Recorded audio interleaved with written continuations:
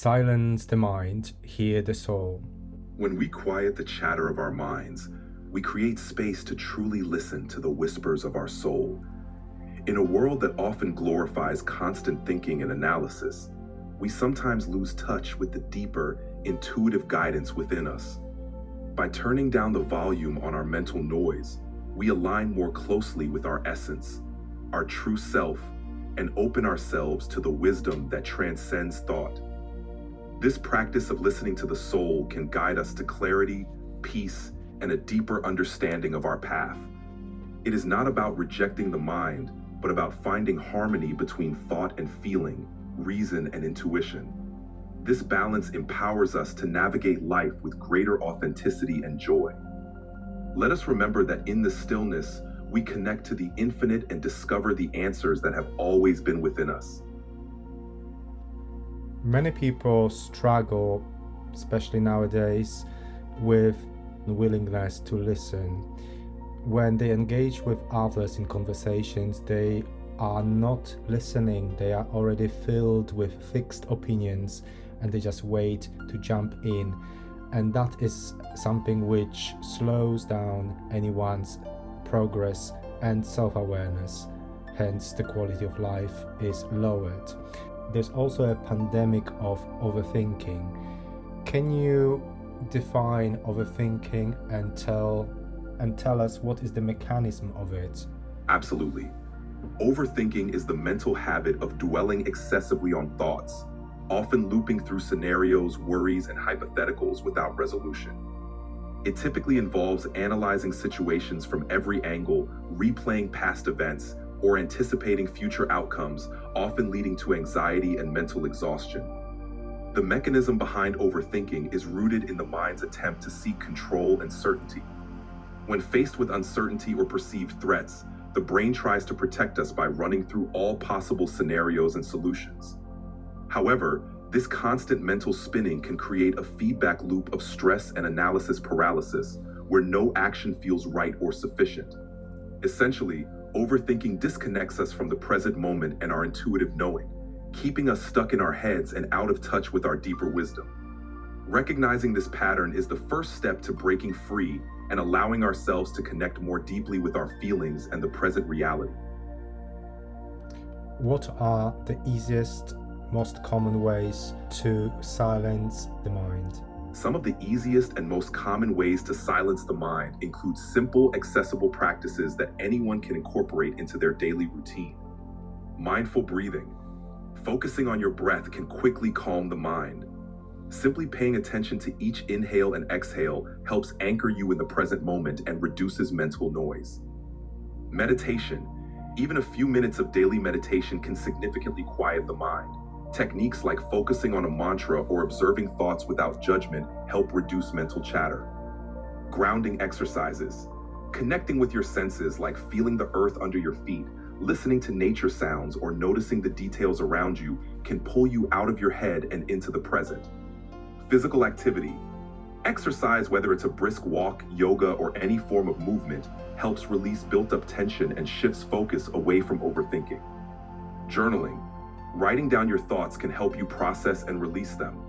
It provides a way to clear your mind and see your thoughts more objectively. Limiting information overload.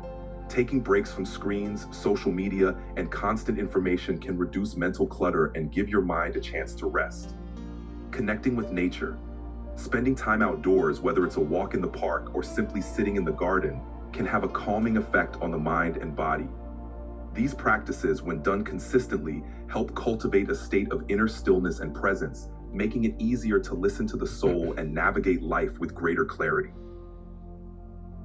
How would you assist a person who has a very busy mind and resists the experience of silence, stillness, meditation? They just don't feel comfortable doing it, and when they start doing it, they feel that it makes it even worse. They get frustrated, they think that they don't do it right.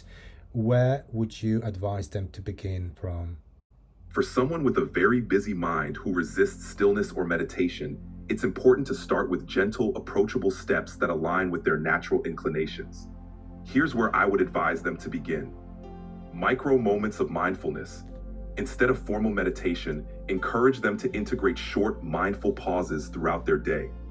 For example, taking a few deep breaths while waiting in line, savoring the taste of a meal, or noticing the sensation of water during a shower. These micro moments can gently build a habit of awareness without the pressure of formal practice.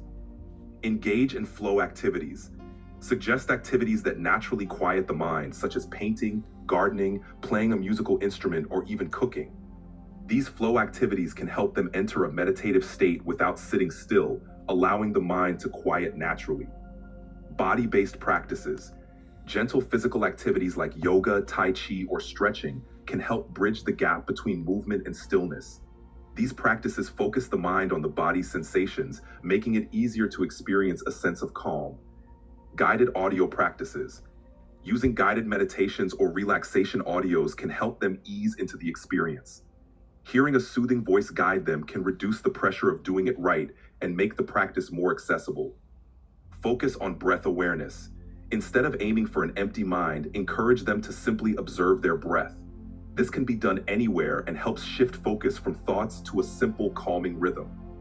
6. Start small and be patient. Remind them that it's okay to start with just a minute or two of stillness and gradually increase as they feel more comfortable. Patience and self-compassion are key to overcoming the frustration that can arise in the early stages. By starting with these gentle approaches, they can slowly build a comfort with stillness and begin to experience the benefits of a quieter mind. What are main misconceptions of being in silence or doing silent meditation? Some of the main misconceptions about being in silence or practicing silent meditation include: the mind must be completely silent. One of the biggest misconceptions is that meditation means having no thoughts at all.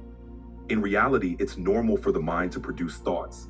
The goal is to observe them without attachment and gently return to a point of focus, like the breath or a mantra.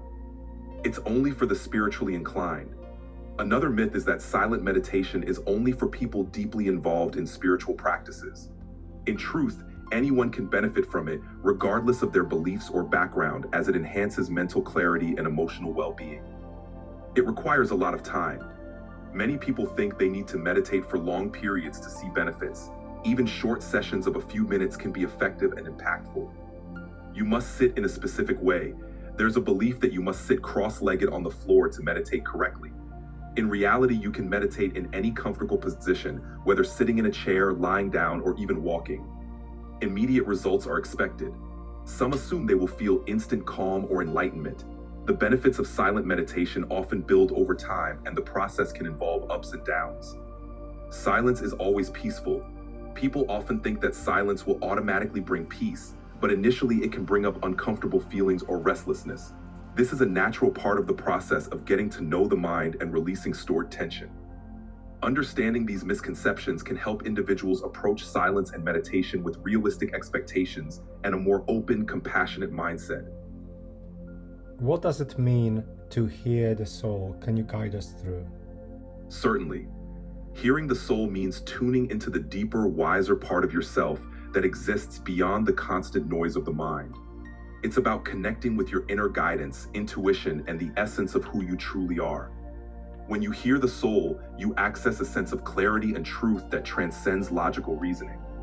This inner voice often communicates through subtle feelings, intuitive nudges, or a profound sense of knowing. It's the part of you that feels aligned with your deepest values, purpose, and the universal flow of life. To guide you through the experience of hearing the soul, find a quiet space. Begin by sitting in a comfortable, quiet place where you won't be disturbed. Close your eyes and take a few deep breaths to settle into the moment. Release mental clutter. Allow your thoughts to come and go without judgment. Imagine them as clouds passing by in the sky. The goal is not to stop thinking, but to create a space where thoughts can drift away, making room for deeper insights. Connect with your heart. Place your attention on your heart center. Feel the warmth, compassion, and openness there. You might even place your hand over your heart to help focus your awareness. Ask a gentle question. If there's something on your mind, you can softly ask yourself a question or set an intention to connect with your inner wisdom. Then let go and simply listen. Listen to the subtle. Pay attention to the subtle impressions, feelings, or images that arise. The soul often communicates in a gentle, quiet voice that might be felt as an inner knowing or a sense of peace and clarity. Trust and reflect. Trust whatever comes up, even if it's subtle or unexpected. After your session, you can journal or reflect on any insights or feelings that surfaced.